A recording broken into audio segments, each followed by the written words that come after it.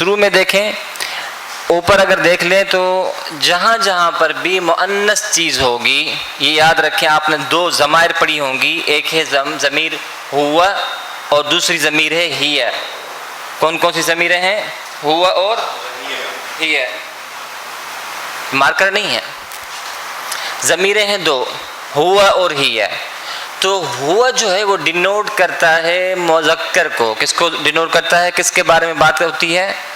مذکر، یعنی جہاں پر بھی مثلا واللہ الخالق البارئ المصور، تو اب دیکھیں ہوا کا جو لفظ ہے وہ سارا کا سارا مذکر، اور اللہ سبحانہ و تعالیٰ کی تعریفات کہ اللہ کون ہے، کیا ہے، خالق ہے، بارئ، مصور ہے۔ تو اسی طرح قرآن مجید میں آپ کو بہت ساری ایسی مثالیں ملے گی جہاں پر ہوا کو استعمال کیا گیا ہے۔ یہ بیسیکلی ضمائر وہ ہوتے ہیں جو اسم کی جگہ پر ایز اے پروناؤن استعمال ہو، اسم کی جگہ پر کیا ہو؟ ایز اے پروناؤن استعمال ہو۔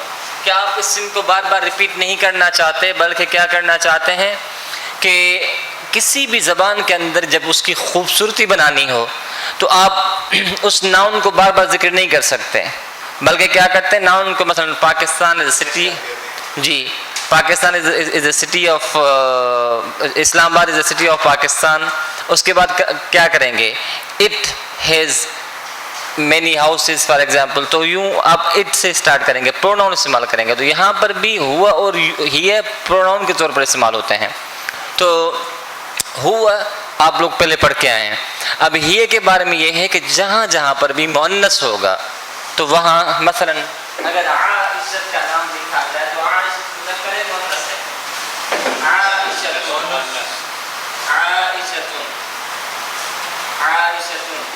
مذکر ہے مؤنث، تو اس کے ساتھ کیا لگنا چاہیے؟ ہوا لگنا چاہیے یا ہی لگنا چاہیے؟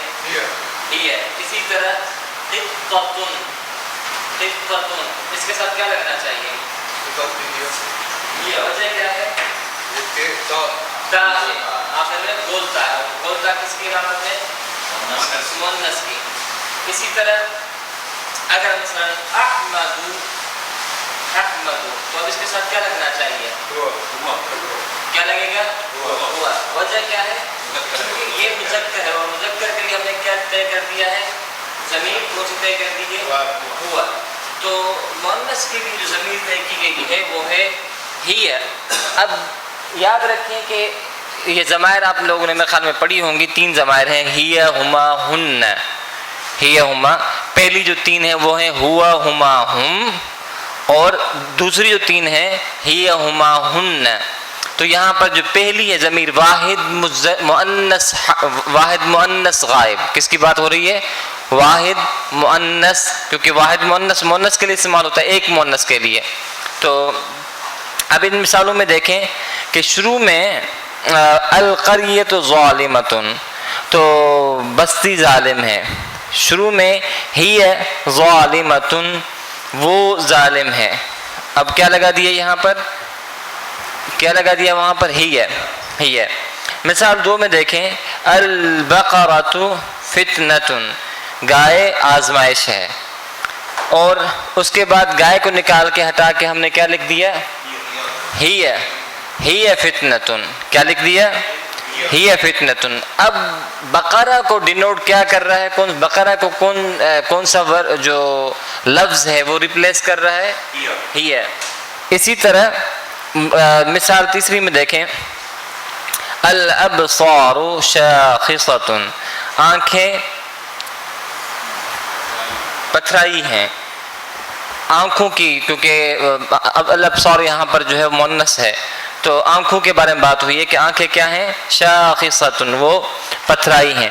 اب وہاں پر ہم نے کیا کر دیا کہ یعنی جو اسم ہے، اسم کو ہم نے محذوف کر دیا، نکال دیا، اور اسم کی جگہ ہم نے کیا استعمال کر دیا ہے؟ ہی شاخصۃ۔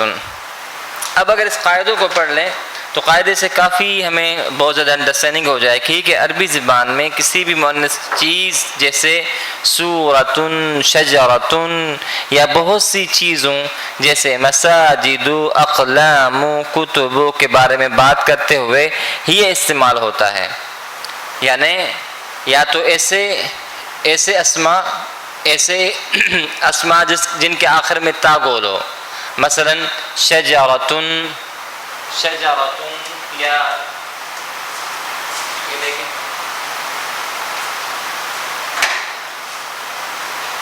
شجرتن، ایک مثال ہے شجرتن،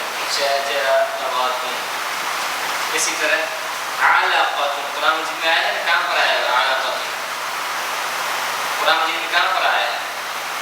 سورہ مومنون کے اندر علقتن۔ اسی طرح ایک اور مثال دیکھ لیں، فاطمۃ، مثلا فاطمۃ۔ اب یہ تینوں دیکھ لیں، تو ان تینوں کے ساتھ ہم کیا لگائیں گے؟ یہ یعنی دو جو ہم بتا رہے ہیں، جیسے ہم ان کے شروع میں کیا لگیں گے؟ ہی شجرۃ، ہی فاطمۃ، ہی قطۃ، یا ہی علقۃ۔ تو یہاں یہ سمجھایا جا رہا ہے ہمیں کہ بہت ساری چیزیں ایسی ہیں عربی زبان میں جو مؤنث چیزیں ہیں، یا پھر بہت سی چیزیں جیسے مساجد، اقلام، کتب کے بارے میں بات کرتے ہوئے ہی استعمال ہوتا ہے، جیسے کہ اوپر مثالوں سے بھی واضح ہے۔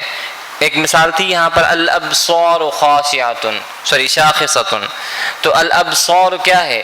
واحد تو نہیں ہے نا، بصر واحد ہے، بصر واحد ہے، با صاد را، اور بصیر بھی واحد ہے، ان کی جمع جو ہے وہ ابصار ہے۔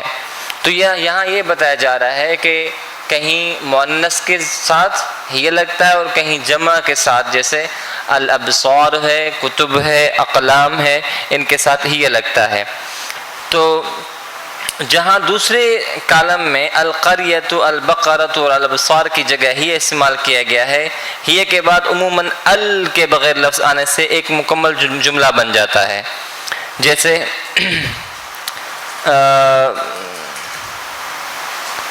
ال کے بغیر لفظ آنے سے ایک جملہ بن جاتا ہے، جیسا کہ دوسرے کالم میں 3 جملے بن رہے ہیں۔ ذیل میں آنے والے قرآنی خطوں میں اس لفظ کا استعمال دیکھیں، نئے آنے والے الفاظ کا مطلب سامنے موجود ہے۔ اب یہ دیکھ لیں کہ جیسے القریۃ ظالمۃ، اب جب یہ شروع میں آیا تو ہم نے کیا نکال دیا اس میں سے؟ الف لام ہم نے جب ہی ہم نے استعمال کیا شروع میں تو ہم نے کیا کہ پہلے کیا تھا؟ القریۃ ظالمۃ، جب ہی لگایا تو اس کے بعد ہم نے الف لام اس میں سے بغیر الف لام کی جملہ مکمل کر دیا۔ کیونکہ وہاں پر الف لام کی ضرورت نہیں ہے۔ جب ہمیشہ یاد رکھیں کہ جب اسم سے جملہ اسٹارٹ ہوتا ہے تو وہاں آپ الف لام استعمال کر سکتے ہیں جب بھی اسم سے کوئی جملہ اسٹارٹ کر رہے ہوں، لیکن یہاں پر کیونکہ ہم ضمیر سے جملہ اسٹارٹ کر رہے ہیں اور وہ ضمیر جو ہے ہی ہے، تو یہاں آگے الف لام لگانے کی ضرورت نہیں ہے۔ اب اگلی والی مثالیں دیکھیں کہ ہی فتنۃ، ہی ظالمۃ، ہی زجرۃ، زجرۃ کس کو کہتے ہیں؟ چیخ کو۔ ہی بیضاء، سفید۔ ہی اشد، زیادہ سخت، یعنی ایک تو ہے سخت، شدید کہتے ہیں سخت کو۔ قرآن میں دو الفاظ استعمال ہوئے بار بار، کون سے؟ ایک شدید استعمال ہوا ہے اور ایک اشد جو استعمال ہوا ہے۔ شدید کہتے ہیں جیسے مثلا ہم کہتے ہیں بچے کو بخار بہت سخت بخار ہے، شدید کہتے ہیں اس کے لیے، شدید۔ اور دوسرا ہے اشد، یہ اسم تفضیل ہے، یہ اشد شدید، لہم عذاب شدید۔ قرآن میں بات کہیں یہ کہا گیا کہ لہم عذاب عظیم۔ اب کہیں عظیم کی جب ہم تفسیر کرتے ہیں تو وہاں پر شدید کا لفظ استعمال کرتے ہیں، لیکن کہیں قرآن میں زیادہ اسپیس ہے تو اشد کا لفظ استعمال ہے اور بہت زیادہ سخت، کیونکہ اس کی تفسیر میں ویسے دونوں ہیں مبالغے کے معنی میں، مبالغہ سمجھتے ہیں کہ اس میں بہت زیادہ معنی ہو، تو شدید ان کا معنی کیا ہے؟ سخت۔ تو ہی فتنۃ، ہی زجرۃ، ہی خاویۃ۔ خاویہ قرآن مجید میں لفظ ہے، کہاں پر ہے خاویہ؟ وما ادراک ما ہی، سورہ سورہ قاریہ کے اندر گری ہوئی. ہی حیتن، حیتن کس کو کہتے ہیں؟ سانپ کو. کس کو کہتے ہیں؟ سانپ کو. ہی حیتن، اور کس طرح ہے کہ موسیٰ علیہ السلام نے جب اپنا عصا پھینکا تو وہی حیتن تسعی، تو وہ اچانک کیا ہو گیا؟ سانپ ہو گیا. جو جب آپ نے لاٹھی جو پھینکی فرعون کے سامنے، تو وہاں کیا ہوا؟ اس کا جو معجزہ ہے کہ وہ سانپ جو لاٹھی تھی وہ سانپ کی شکل اس نے اختیار کر لی. وہی حیۃ تسعی، اور وہ گھوم پھر رہی تھی وہاں پر. تو قرآن مجید میں ایک اور جگہ پہ ہے ہی مواقیت. اور یہ کہاں پر ہے ہی مواقیت؟ سورہ بقرہ کے اندر، جہاں پر اللہ نے فرمایا کہ ہی مواقیت للناس والحج لیس البر ان تولوا، یہ حج کے بارے میں جب بات ہوتی ہے تو ہی مواقیت کو استعمال، مواقیت سے پہلے ہم کیا استعمال کر رہے ہیں؟ ہی استعمال کر رہے ہیں. وقت جاننے کے ذرائع. سلام ہی حتی، قرآن مجید میں آیا نا ایک جگہ پر، سلام ہی حتی مطلع الفجر ہی ظالمۃ ہی بیضاء للناظرین. کیا ہوا؟ تسعی وہی بیضاء. یہ سیم سورہ ہے، سورہ الاعراف، جس میں یہ دونوں استعمال ہوئے ہیں، ہی حیۃ تسعی بھی اور ہی بیضاء للناظرین. سانپ کے بارے میں بتایا گیا کہ وہ ایک یعنی ان کے سامنے سفید ہے جو نظر آ رہا ہے. ہی شاخصۃ، پتھرائی ہوئی. ہی ثعبان ازدہا. ہی دار القرار. دار القرار کی کیا معنی ہے؟ ہمیشہ رہنے والی جگہ، ہمیشہ رہنے والی جگہ. وہی دخان، قرآن مجید میں آیا ہے. ہی اکبر ہی اشد ہی اقوم ہی احسن ہی ظالمۃ بل ہی فتنۃ. ہی اکبر کا معنی ہے وہ یعنی بہت زیادہ بڑی یا بڑا. اکبر کا معنی بہت زیادہ بڑا. اور ہی اقوم، بہت زیادہ. اقوم کی کیا معنی ہے؟ قام کا کیا معنی ہے؟ قام کا کیا معنی ہے؟ کھڑا ہونا نا، جی قیام سے ہے. اچھا، اسی طرح وہی ظالمۃ بل ہی فتنۃ.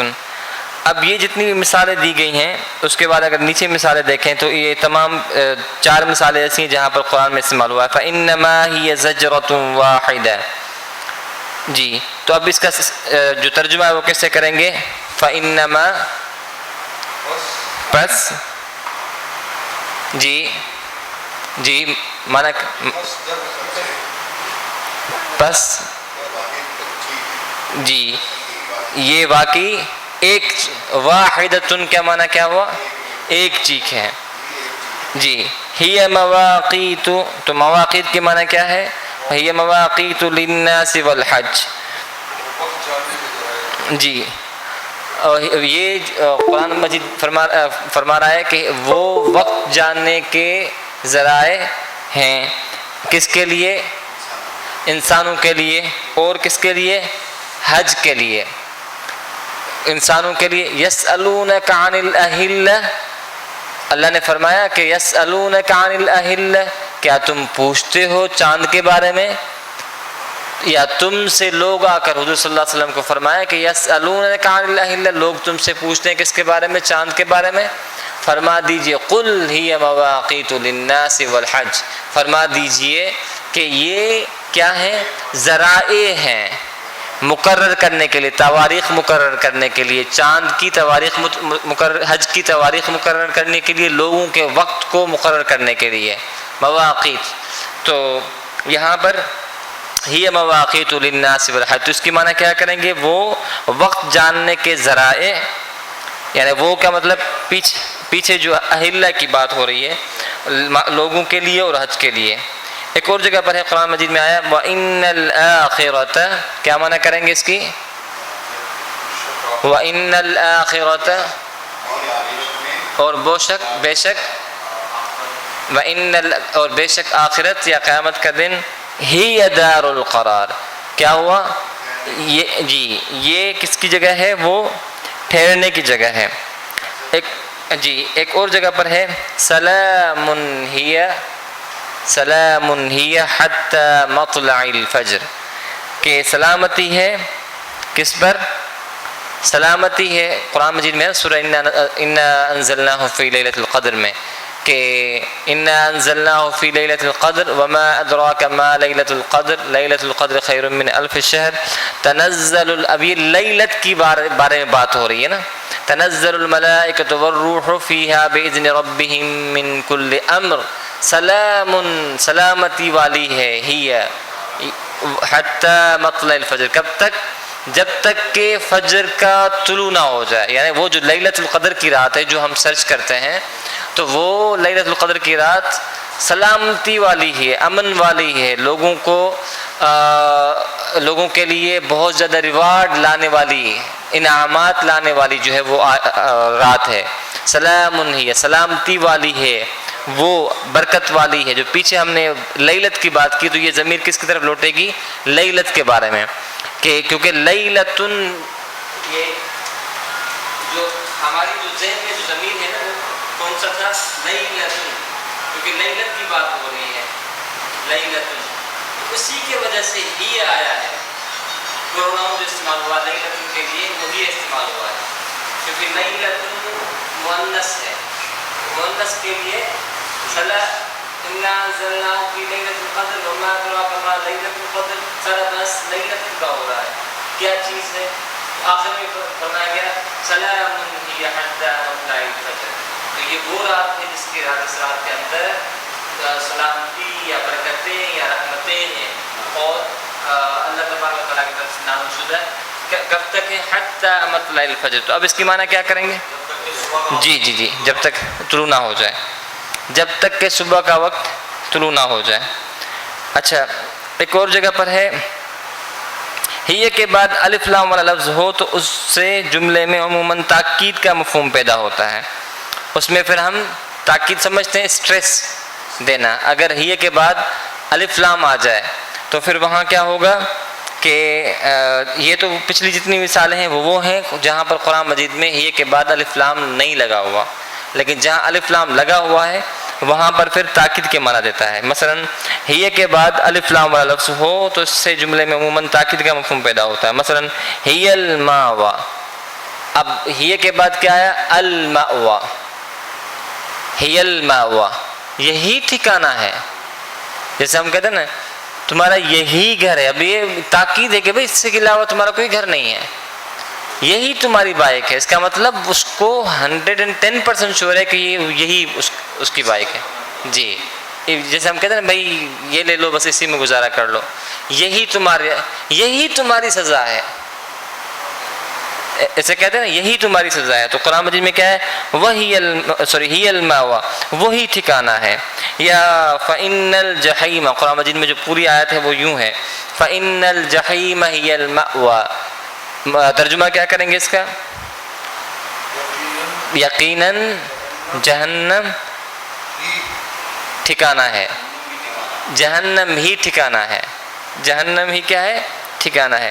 وَكَلِمَةُ اللَّهِ هِيَ الْعُلْيَا. اور کیا معنی کریں گے اس کی؟ اللہ کا کلام یا اللہ کا کلمہ یا اللہ کی ہوئی بات کیا ہے؟ یہی بلندی پر ہے. علیہ کا مطلب بلندی پر. اعلیٰ یا علیہ ان دونوں کی معنی جو ہے وہ بلندی ہوتی ہے. تو یہی بلندی پر ہے. وَكَلِمَةُ اللَّهِ هِيَ الْعُلْيَا. اور اللہ کا کلام ہی بلندی پر ہے. اسی طرح ایک اور جگہ پر ہے هِيَ الْحَيْوَانُ. تو وَإِنَّ الدَّارَ الْآخِرَةَ لَهِيَ الْحَيْوَانُ. اور معنی کیا کریں گے اس کی؟ نہیں وَإِنَّ سے معنی کیا کریں گے؟ اور یقیناً آخرت یعنی قیامت کا دن. دار الاخرت کا مطلب پورا اگر دیکھا جائے تو کیا ہے؟ قیامت کا دن. قیامت کا دن لہی الحیوان یہی وہی زندگی ہے. وہی کیا زندگی ہے. جی کیونکہ حیوان کا مطلب جو ہے وہ شروع میں حیوان کا مطلب جو ہم پڑھتے ہیں وہ زندگی سے ہے. زندگی حیوان حیات سے ہے نا, تو حیوان کا مطلب زندگی ہے یہاں پر قرآن مجید میں جو آیا ہے. تو اب یہ دیکھیں کہ جو دو طرح کی ہی کا استعمال ہوتا ہے. یہ ایک وہ پھر سے اس کو تھوڑا سا ریپیٹ کرتے ہیں کہ ہی ایک وہ جہاں پر ہی کو یعنی ہی کے بعد الف لام استعمال نہیں ہوتا. تو وہاں ترجمہ کیسے کرتے تھے ہم کہ مثلا جیسے پیچھے ہم پڑھ کے آئے ہیں کہ ہی فتنۃ وہ آزمائش ہے. اب یہاں پر اسٹریس نہیں ہے یا یہاں پر تاکید نہیں ہے، بغیر تاکید کے معنی ہے. مثلا ہی فاطمۃ یہ فاطمہ ہے. اب یہی فاطمہ ہے وہ تب آئے گا ہی الفاطمہ اگر استعمال، مثلا اگر ہی بلی دودھ پی کے چلی گئی، بلی دودھ پی کے چلی گئی، 4-5 بلیاں آ گئی، آپ نے کہا ہی القطۃ یہی وہ بلی جس نے دودھ پیا ہے. ٹھیک ہے، یا ہی الفارق، فارق سمجھتے ہیں فارق کی کیا معنی ہے؟ چلے حیت کہتے ہیں، حیت بھی کبھی شام کی کبھی کبھار دودھ پی جاتا ہے. تو اگر آپ نے شام کو دیکھا تو کیا کہیں گے ہی یعنی یہی وہ شام کی جس نے دودھ پیا ہے. ہی الحیت یا فارق کس کو کہتے ہیں؟ چوہے کو کہتے ہیں. الفارق، الفارق آپ کہتے ہیں ویسے فارق ہی فارق، اگر یوں سمپلی لکھیں تو ہم کیا کہیں گے یہ فارق وہ چوہا ہے. لیکن وہی چوہا آپ کا کوئی نقصان کر کے چلا گیا تو آپ کیا کہیں گے؟ یہ الفارق. یا قرآن مجید میں جب بحث ہو رہی تھی کس چیز کی، بقرہ کے بارے میں کہ کون سی بقرہ ہو جو سورہ اس کے اندر ہے، سورہ بقرہ کے اندر کہ یہ ہونا چاہیے، رب اس کا یہ ہونا چاہیے. آخر میں کہا تھا کہ ہی البقرہ، ہی البقرہ یہی وہ بقرہ ہے. تو یعنی اب اسٹریس جب آ گیا تو اس کا تاکید جب آنے سے مطلب یہ الف لام اس کے ساتھ لازمی استعمال ہوگا. جہاں جہاں پر بھی آپ تاکید کے لیے استعمال کریں گے جملہ تو ہی کے بعد الف لام لے کے آئیں گے، اور تاکید نہ ہو سمپل جملہ ہو تو وہاں پر الف لام استعمال کرنے کی کوئی ضرورت نہیں ہے. تو یہ کچھ مثالیں اوپر سے جو دیکھیں. اب اس کو پڑھتے ہیں پھر سے جو بیچ میں لکھا ہوا ہے کہ عربی زبان میں کسی بھی مؤنث چیز جیسے سورۃ، شجرۃ یا بہت سی چیزیں جیسے مساجد، اقلام، کتب کے بارے میں بات کرتے ہوئے ہی استعمال ہوتا ہے، جیسا کہ اوپر کی مثالوں میں بھی واضح ہے. جہاں دوسرے کالم میں القریۃ، البصرۃ والابصار کی جگہ ہی استعمال کیا گیا ہے، یہ کے بعد عموماً الف لام کے بغیر لفظ آنے والے سے ایک جملہ بن جاتا ہے. جملہ سمجھتے ہیں نا، پورا جملہ. مثلا ہی بقرۃ وہ گائے ہے، ہی سمینۃ وہ موٹی ہے، یا ہی قطۃ وہ بلی ہے. اب یہ کیا ہوا کہ الف لام نہیں، الف لام کے بغیر کیا بن جائے گا؟ پورا جملہ بن جائے گا، جس کو آپ نے پڑھا ہوگا شروع میں کہ جملہ ایک ہوتا ہے تام اور ایک ہوتا ہے ناقص. پڑھا ہوا ہے آپ نے پیچھے کہیں پڑھا ہوا ہے جملہ؟ ایک ہوتا ہے تام پورا جملہ، اور ایک ہوتا ہے جملہ ناقص، وہ یعنی پورا جملہ نہیں ہوتا بلکہ ناقص کہتے ہیں نا کٹا ہوا، پورا نہ ہو. جی، تو جیسا کہ دوسرے کالم میں 3 جملے بن رہے ہیں، درجہ ذیل آنے والے خطوں میں اس لفظ کا استعمال دیکھ لیں تو یہ سارے کے سارے وہ ہیں کہ جہاں پر ان کو پورا جملہ استعمال کیا گیا ہے. اور اب اگر سوال یہ ہوتا ہے کہ چلیں یہ تو ہوا کہ بغیر الف لام کے آ جائے لیکن قرآن مجید میں، لیکن جہاں پر الف لام کے ساتھ آ جائے تو وہاں پر کیا معنی ہوگی؟ تو جواب یہ ہے کہ وہاں پر تاکید کی معنی ہوگی. کس کی معنی ہوگی؟ تاکید کی معنی ہوگی. اب یہ تھوڑا سا دیکھ لیتے ہیں، باقی ویسے بھی استاد صاحب آپ خود سمجھا دیں گے کہ ایک سب سے بڑا مسئلہ اگر ہماری مسلم معاشرے کا جو آج کل چلتا ہے، آپ نے بہت ساری طلباء اور طالبات میں نے بہت زیادہ مسٹیکس پائی ہیں، بہت زیادہ، یا بڑے بڑے جو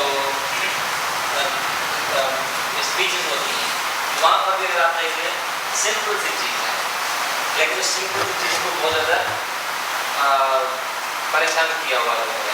مثلا عمر رضی اللہ تعالی، عمر کے بعد رضی اللہ تعالیٰ عنہ کے بعد عنہا کہیں گے لوگ. اکثر آپ دیکھیں گے عن کو سب لوگ کہتے ہیں عنہا، کیونکہ ان کو یہ پتہ نہیں کہ آخر میں جو ضمیر ہے وہ استعمال کرنا ہے یا ہا ضمیر استعمال کرنا ہے.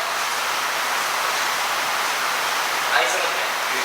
وہ کا ضمیر استعمال کرنا ہے یا ہا کا ضمیر استعمال کرنا ہے. ہو کا استعمال کرنا ہے. وجہ کیا ہے؟ کیونکہ وہ عمر رضی اللہ تعالیٰ عنہ کون ہے؟ مذکر ہے. مذکر کے لیے کیا استعمال کرنا ہے؟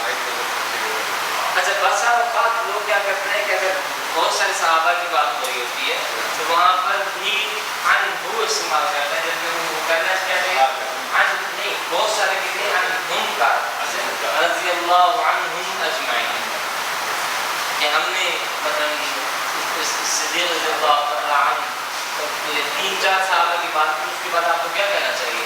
رضی اللہ تعالیٰ رضوان اللہ علیہم اجمعین. وجہ کیونکہ وہ تعداد زیادہ ہے، لیکن جہاں پر تعداد مذکر کی ایک ہے تو وہاں پر ہم کیا استعمال کریں گے؟ عنہ. اور جہاں پر تعداد مؤنث کی جمع ہے مثلا تو آپ کیا کہیں گے؟ عنہن. عنہن. لیکن اگر ایک ہوگی صحابیہ عائشہ ہیں، فاطمہ ہیں یا بقیہ جتنی صحابیات ہیں تو وہاں پر ہم کیا استعمال کریں گے؟ عنہا. اور اگر دو ہیں تو ہم کیا استعمال کریں گے؟ مثلا سعید و فاروق عنہما، تو ہم کیا کریں گے؟ ان دو کے لیے کیا استعمال کریں گے؟ عنہما. لیکن یہاں جو ابھی مسئلہ جو حل کرنے جا رہے ہیں وہ یہ ہے کہ اگر پیچھے مذکورہ جس کا ذکر کیا گیا ہے کیا وہ ایک ہے؟ پہلے تو یہ سوچنا چاہیے، آپ یہاں ہیں، پہلے تو یہ سوچنا چاہیے کہ جو پیچھے جس کی ہم نے بات کی ہے وہ کیا ایک ہے، کیا 2 ہیں، کیا 3 ہیں، 2 سے زیادہ ہیں؟ اگر ایک ہے اور مذکر ہے تو اس کے لیے کیا استعمال کریں گے؟ ہو یا ہی، یا وہ ایسا ایسا سمجھ جائیں گے. اچھا کہ کہاں پر کہیں ہی بھی استعمال کرتے ہیں. اچھا اور اگر ایک مؤنث ہو پیچھے ذکر کردہ تو اس کے بارے میں ہم کیا کہیں گے؟ عنہا، یعنی ہا استعمال کریں گے. فی الحال اس کو چھوڑ دیں، کیا کریں گے استعمال؟ ہا استعمال کریں گے. اچھا اگر 2 ہیں تو عنہما، 2 مذکر ہو یا مؤنث ہو، کیونکہ مذکر اور مؤنث کے لیے ضمیر ایک ہی آتی ہے ہما. اور اگر 2 سے زیادہ مذکر ہوں تو کیا استعمال کریں گے؟ ہم. اور اگر 2 سے زیادہ مؤنث ہو تو کیا استعمال کریں گے؟ ہن. ہن 6 ضمائر جو نا، ہوا ہما ہم، ہی ہما ہن. تو اس کو تھوڑا سا دیکھتے ہیں. اب یہ دیکھیں اس مؤنث کا گھر، بیتن. بیتن کی معنی کیا ہے؟ گھر. اب یہ چیز اگر میں نے کہنی ہو کہ اس مؤنث کا گھر یا اس لڑکی کا گھر تو ہم کیا کہیں گے اس کے لیے؟ بیتھا. کیا کہیں گے؟ بیتھا. ایک سنگل کے لیے کیا کہیں گے؟ بیتھا. مثال میں دیکھ لیں، مثال 1 میں کہ بیتن گھر، آخر میں ہا لگا دیا تو اب اس کی معنی کیا ہوگی؟ اس خاتون کا گھر. یعنی یہاں پر ہا سے مراد آپ کو یہ سمجھنا چاہیے کہ پیچھے جو مذکورہ ہیں وہ مؤنث ہی ہیں، ایک خاتون ہے. ربن کے بارے بعد ہم نے کیا استعمال کیا ہے؟ ربها. اس ایک کسی بھی مؤنث کا رب، پالنہار یا مالک، کیونکہ رب کی معنی مالک بھی ہے. تیسری مثال دیکھیں، زوجن شوہر، زوجہا اس کا شوہر. کیا معنی ہوگی؟ اس ایک خاتون کا شوہر. عربی زبان میں کسی بھی لفظ کے آخر میں ہا لگنے سے، یعنی ہا اور الف لگنے سے اس لفظ میں مؤنث کے لیے اس کا یا اس کی کے معنی پیدا ہوتے ہیں. اب معنی کیا کریں گے؟ اس کا یا اس کی پیدا ہوتے ہیں. جیسے اب بہت ساری مثالیں آگے آ رہی ہیں. کتابہا، کتابہا کی کیا معنی ہے؟ اس مؤنث کی کتاب.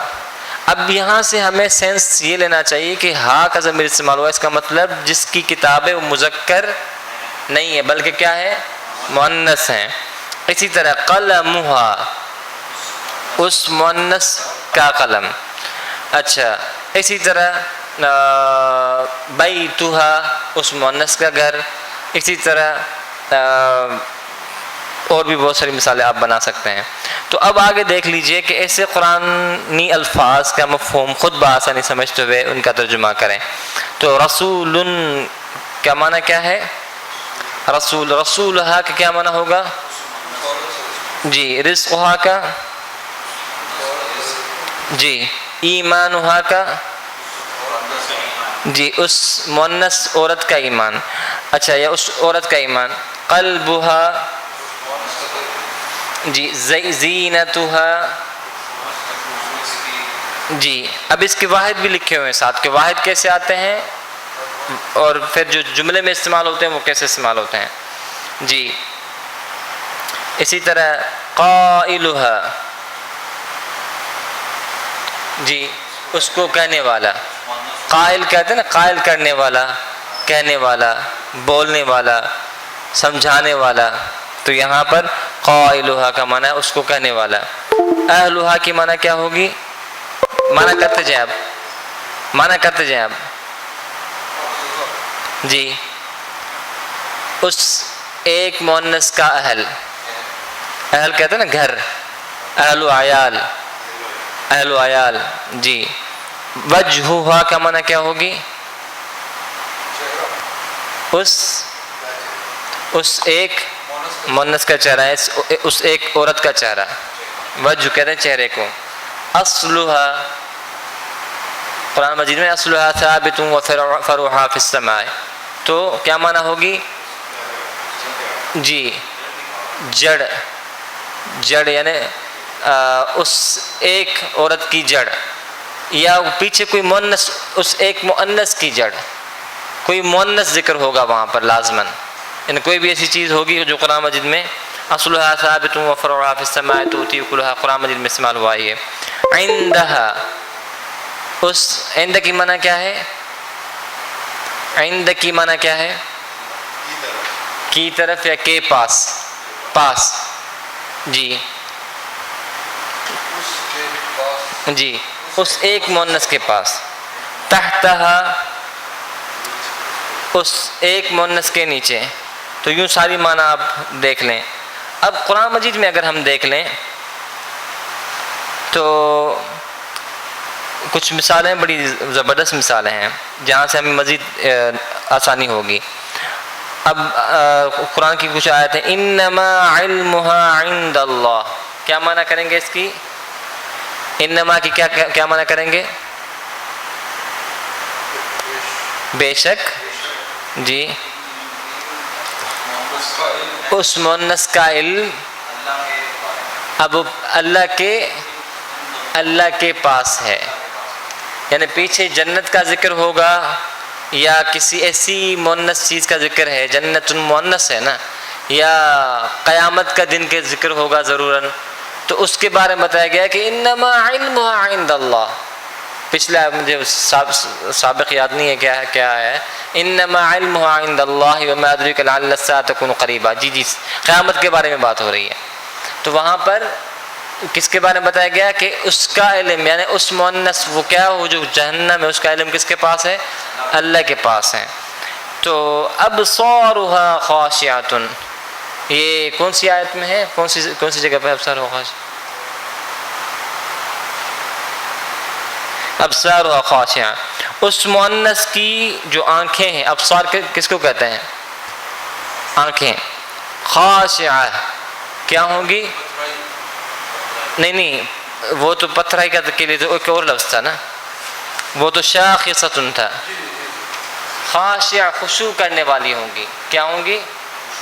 خشوع اس کا اصل ہے نا، خشوع خضوع کرنے والی ہوں گی. جی ایک اور جگہ پر ہے قرآن مجید میں آیا کہ عرضها، اس مؤنث کا عرض و طول جو ہے، یعنی کشادگی جو ہے، بڑھائی جو ہے کہ کتنی ہے؟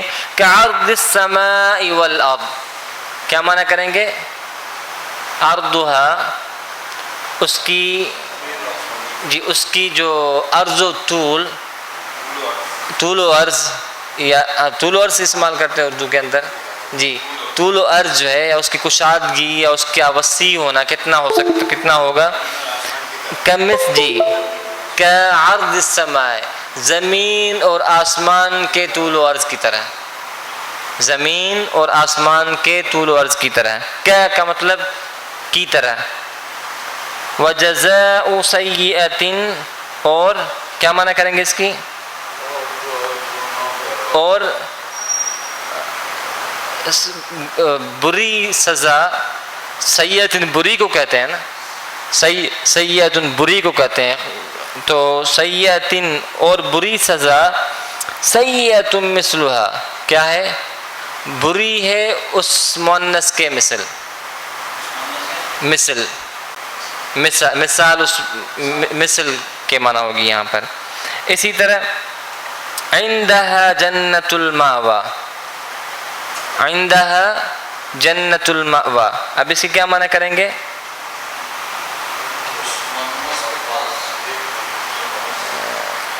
جنت ہے ہمیشہ ٹھکانہ، مأوى ٹھکانہ پیچھے پڑھا نا ہم نے، تو یہاں پر ٹھکانہ ہی ہوگا یا رہنے کی جگہ۔ کلمتاً طیبتاً کشجرۃ، یہ جو پیچھے ہم نے دو الفاظ پڑھے تھے، اصلها وفرعها، اصلها ثابت وفرعها في السماء۔ اسی طرح قرآن مجید میں ہے علی اللہ رزقها، علی اللہ کیا معنی کریں گے؟ اللہ پر اس مؤنث کا رزق ہے۔ بعضها من بعض، اس مؤنث کا بعض سے بعض، اس مؤنث کے بعض سے بعض، کیونکہ من کا معنی سے کے لیے استعمال ہوتا ہے، اس مؤنث کا بعض، اس مؤنث کا بعض سے بعض، من بعض، بعض کہتے ہیں تھوڑے کو جی۔ وقودها الناس والحجارۃ، قرآن مجید میں آیا نا جہنم کی بات آئی کہ اس کا جو اس کی جو ایندھن ہے وہ کیا ہے؟ وقودها الناس والحجارۃ، اس کا ایندھن، اس مؤنث کا ایندھن، اور مؤنث پیچھے ذکر ہے کون سا ہے؟ جہنم، تو جہنم مذکر نہیں مؤنث ہے، تو وقودها الناس والحجارۃ کہ اس کے جو ایندھن ہے وہ کون ہے؟ لوگ ہیں اور پتھر ہیں۔ اسی طرح ارضها السماوات والارض، اس مؤنث کا جو طول و عرض ہے، جو چوڑائی ہے، وہ کہ آسمان اور زمین ہے۔ الی ربک منتہاها، اللہ کی طرف، تیرے اللہ کی طرف، تمہارے اللہ کی طرف، تمہاری خدا کی طرف، منتہاها اس کا خاتمہ ہے، اس مؤنث کا خاتمہ ہے۔ بعضها فوق بعض، اس کا بعض بعض کے اوپر ہے، اس کا بعض، اس مؤنث کا بعض بعض کے اوپر ہے۔ تو اسی طرح جب آپ آگے دیکھتے جائیں گے تو یہاں سے اور بھی اس کی کافی ساری مثالیں آگے آپ کو ملیں گی۔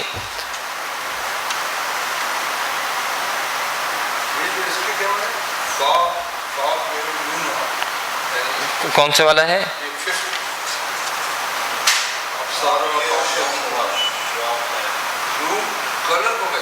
کہاں پر ہے یہ؟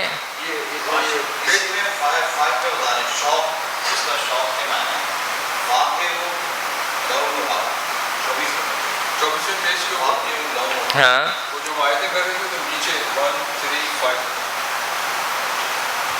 ہاں فاقع لونها، یعنی شوخ، لون تو کلر کو کہتے ہیں نا، شوخ اس مؤنث کا کلر شوخ ہے، شوخ یعنی بہت زیادہ، جیسے ہم کہتے ہیں نا بھڑکیلا یا تیز، تو شوخ ہے اس یعنی مؤنث کا کلر۔ اب وہ مؤنث تو ظاہر سی بات ہے، جب ہم قرآن کو دیکھیں گے تو اس کے سیاق و سباق کا پتہ چل جائے گا کہ مؤنث ایسا کون سا لفظ ہے جو مؤنث ہے جو استعمال ہوا ہے یہاں پر۔